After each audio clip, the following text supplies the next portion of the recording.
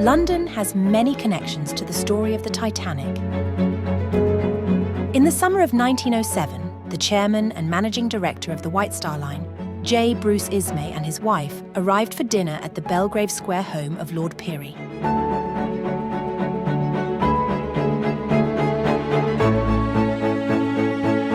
Pirrie was the chairman of Harland and Wolff shipbuilders in Belfast.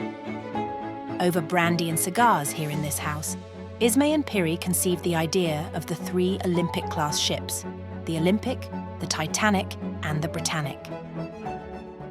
These 3 sister ships would rival the opulence and speed of the Cunard Line's best ships. They would be the grandest ships the world had ever seen.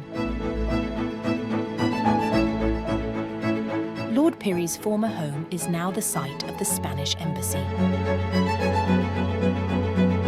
Bruce Ismay's own London residence was located at 15 Hill Street in Mayfair. From this house, Ismay and his wife Florence set off for Southampton on the morning of the 10th of April 1912 for Titanic's noon sailing that day.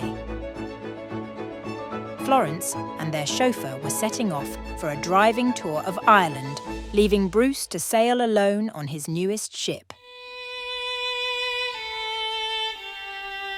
This building on Archer Street in Soho was the home of the National Orchestral Association. The 8 musicians who lost their lives on board Titanic all rehearsed here.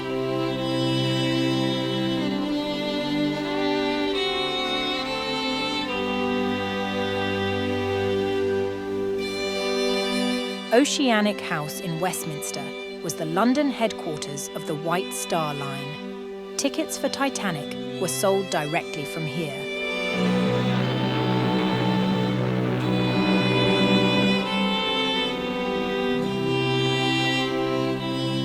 After word of the disaster reached London, crowds anxiously gathered outside the news.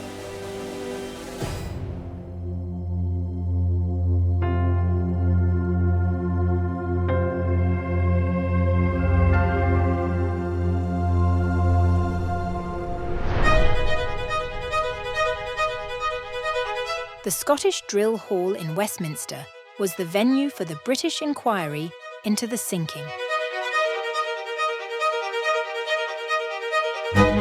Held between May and July of 1912, it was overseen by High Court Judge Lord Mersey. Statements were taken by almost 100 surviving witnesses.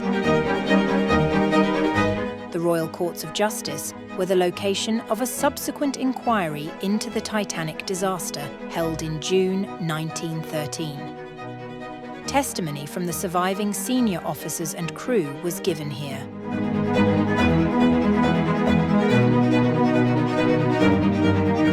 American journalist William Thomas Stead was one of Titanic's first-class passengers.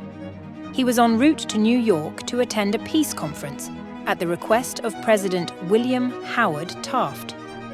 On the voyage, Stead, a noted raconteur, was known to have enthralled fellow passengers with numerous thrilling ghost stories. On the night of the disaster, he bravely assisted women and children onto the lifeboats.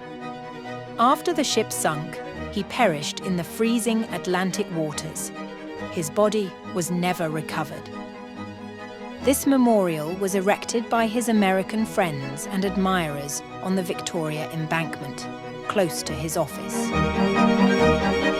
Bruce Ismay was cleared of blame by the British inquiry, but he never recovered from the disaster. In 1913, he retired as president of the White Star Line. He kept a low profile for the rest of his life and oversaw hundreds of thousands of pounds in insurance payouts to the families of the Titanic's victims. Ismay died on the 17th of October, 1937.